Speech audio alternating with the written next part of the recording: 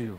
Não, não é esportivo. Mas é o judicial, jurídico, policial quase, né? E importante para se resolver as questões do Cruzeiro também, Leopoldo Siqueira. Pois é, a torcida esteve lá. Vamos ouvir o torcedor e vamos ver o que aconteceu com a torcida celeste no Ministério Público, que investiga aquelas denúncias todas de irregularidades administrativas no Cruzeiro. A gente queria um respaldo deles, né, em questão da investigação, saber como que está essa investigação, a que ponto está.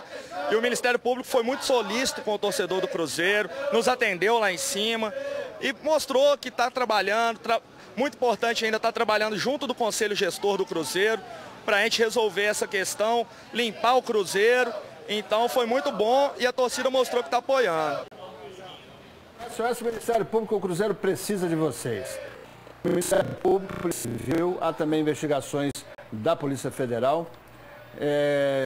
Com base na reportagem do Fantástico, várias irregularidades que teriam sido detectadas, né, na gestão passada do Cruzeiro. Então a torcida foi até lá para pedir o quê, Hugão? Você também esteve? Sim, estive lá, também fui convidado para ir na sala para conversar com o promotor Daniel de Sá, pessoa super atenciosa, o Coronel Vitorino e o Major Felipe foram quem intermediaram essa conversa. E lá o que a gente teve foi o seguinte, foi o respaldo do Ministério Público de que nada ficará impune. E é o que realmente a gente espera na parte da justiça. Tem muita gente, Leopoldo Siqueira, que não está confiante mediante esse tipo de coisa. Se ninguém está confiante, não vai acontecer absolutamente nada, não tem sentido, então, lutar por absolutamente nada e nem levantar nenhuma bandeira por causa do que a gente acredite. Eu tenho fé, sou otimista, tenho certeza que as pessoas fizeram mal ao Cruzeiro, se comprovado tudo isso e dando prosseguimento à investigação, sem dúvida nenhuma, elas pagarão por aquilo se realmente o Ministério Público achar irregularidades.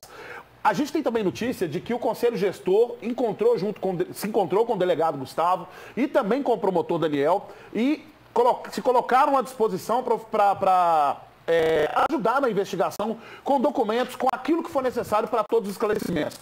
Ficamos satisfeitos com a nossa conversa, principalmente pela parte em que o promotor falou que em breve nós teremos ótimas notícias. Agora, é muito importante isso, sabe por quê, Hugão? Eu, como jornalista, estou há mais de 30 anos no trecho, comecei no Diário da Tarde como repórter de Grande BH, de cidades, e eu cansei de ver prefeito roubar a prefeitura, por exemplo, e não dá em nada.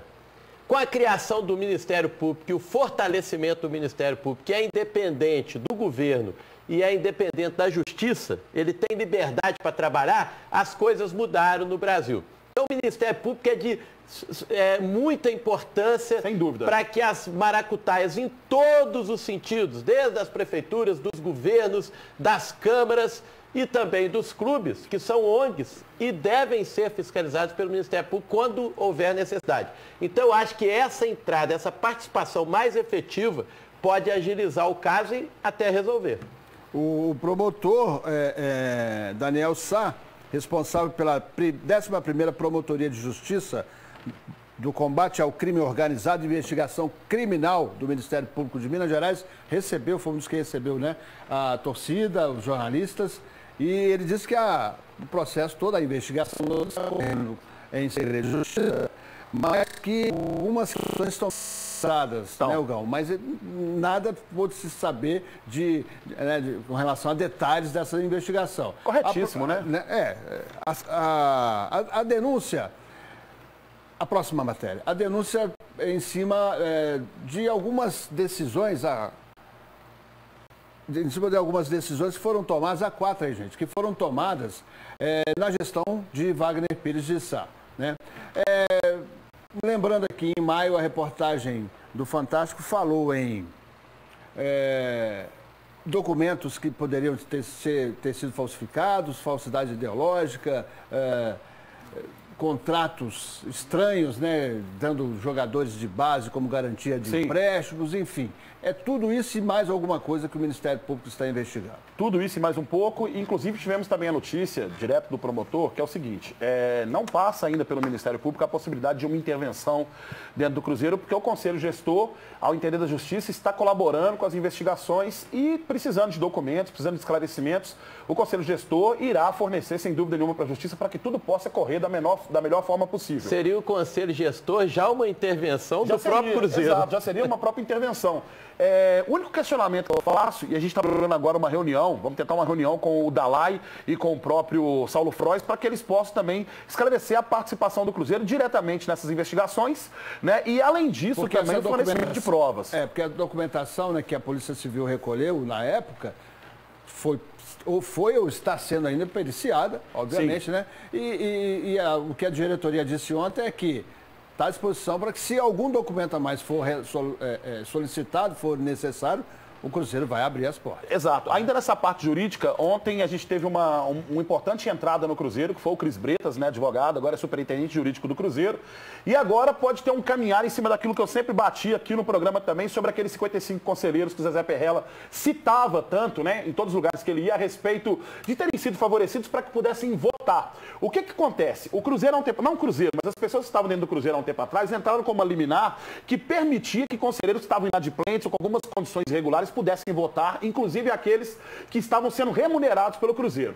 Então, hoje, o que a gente pede para o Cris, né, para a pessoa que entrou lá dentro do Cruzeiro agora, é que retire essa liminar para que aquelas pessoas sejam impedidas de ter voz e participar politicamente do Cruzeiro, porque são pessoas que estavam agindo da forma que o estatuto não permitia, Leopoldo Siqueira. Então, acho que agora as coisas estão começando a caminhar, estão começando a funcionar, a gente vê o time começando a se montar, a gente vê as coisas começando a se estruturar dentro do Cruzeiro para que no futuro ele possa voltar ao lugar de onde ele nunca deveria ter saído, e dessa vez com uma limpa e com tudo devidamente esclarecido e transparente. E acaba de ser oficializada a demissão de Flávio Pena, que era, né, do Departamento Financeiro do Cruzeiro. A demissão, que já tinha sido decidida pelo Conselho Gestor, foi oficializada agora. E uma das decisões polêmicas do Flávio Pena, depois veio a público tentar explicar, que foi aquela história do balanço do Cruzeiro ter sido incluída a venda do Arrascaeta no ano anterior. No balanço do ano anterior. No balanço do ano anterior, e a venda foi feita em janeiro. Foi em janeiro de 2019.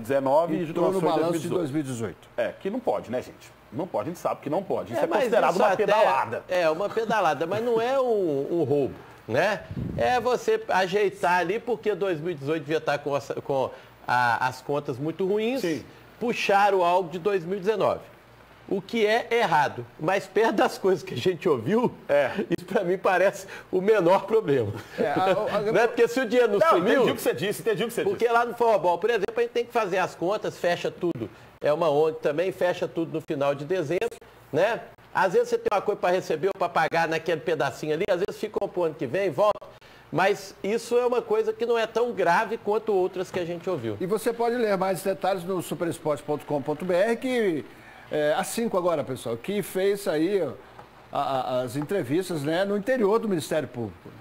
A gente recebeu aqui os torcedores, né, que estavam na manifestação ali, e a gente explicou que há uma investigação, a investigação está sendo feita pela Polícia Civil, tem um procedimento do Ministério Público também, mas o Ministério Público também está acompanhando de perto a investigação da Polícia Civil, praticamente feito tudo em conjunto lá com a Delegacia de Fraudes, e a investigação vem avançando de forma satisfatória, alguns pontos já bastante evoluídos, outros ainda necessitam de mais apuração, e a gente está confiante de que vai conseguir realmente fazer uma boa apuração em relação a esses fatos aí e dar a resposta, como eu disse, responsabilizando aqueles fatos que realmente tiverem sido praticados de forma criminosa e responsabilizando as pessoas envolvidas, sejam elas quem forem, para coibir e reprimir aí eventuais práticas criminosas dentro da administração e da gestão do Cruzeiro Esporte Clube.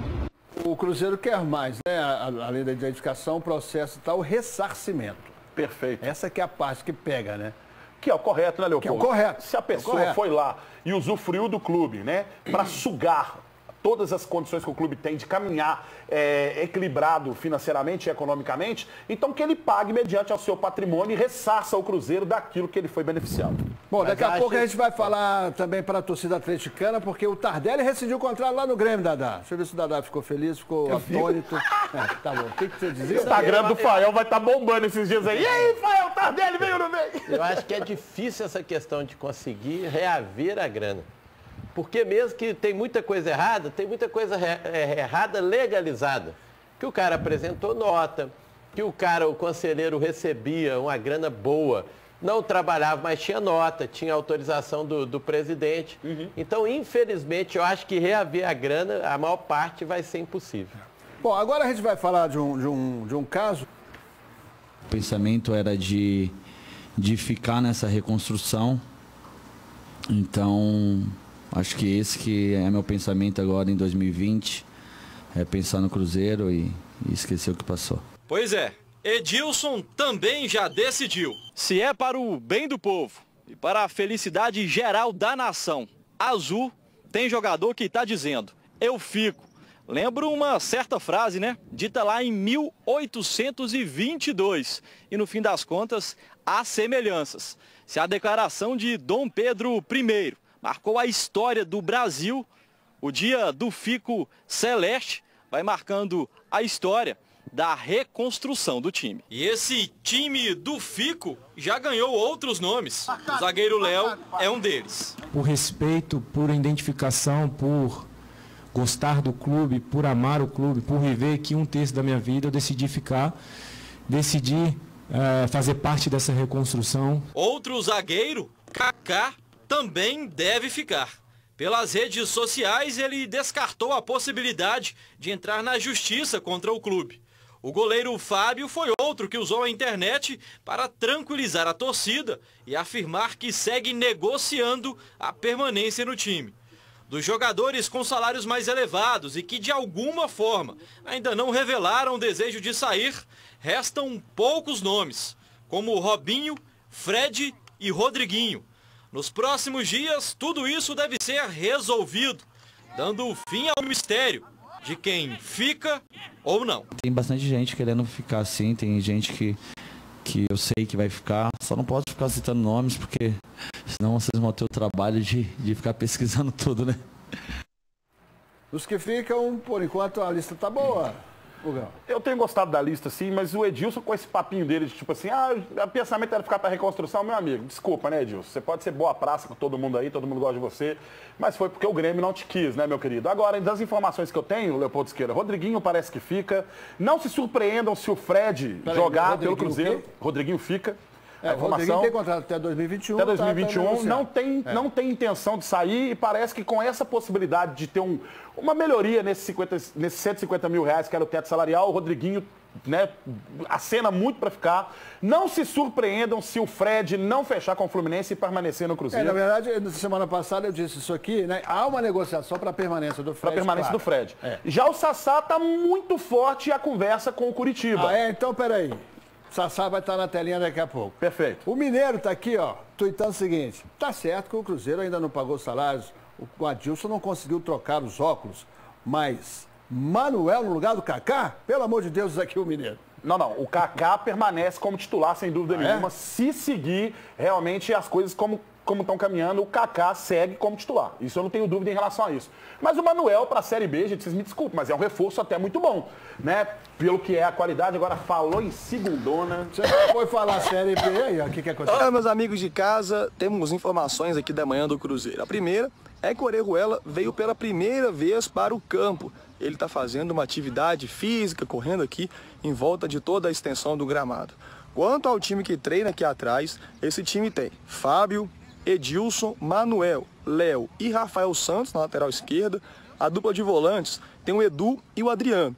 Mais à frente um pouco, o Rodriguinho e também o Maurício. No ataque, 2 jovens, Vinícius Popó e também Thiaguinho. Um detalhe sobre o Thiaguinho, Léo, ele é um menino que veio do Brasília, não fez categorias de base e o Adilson Batista está gostando muito dele. Tanto que já é o 3º treino dele como titular. Olha só como que o futebol propõe tantas histórias, né? Então é isso. Manda o Cruzeiro atualizado para você, um forte abraço e até a próxima. Gosto desses nomes, o trabalho do Cruzeiro está muito intenso, sem dúvida nenhuma. Expectativa para esse ano que seja as melhores possíveis. E o Johan abre o jogo.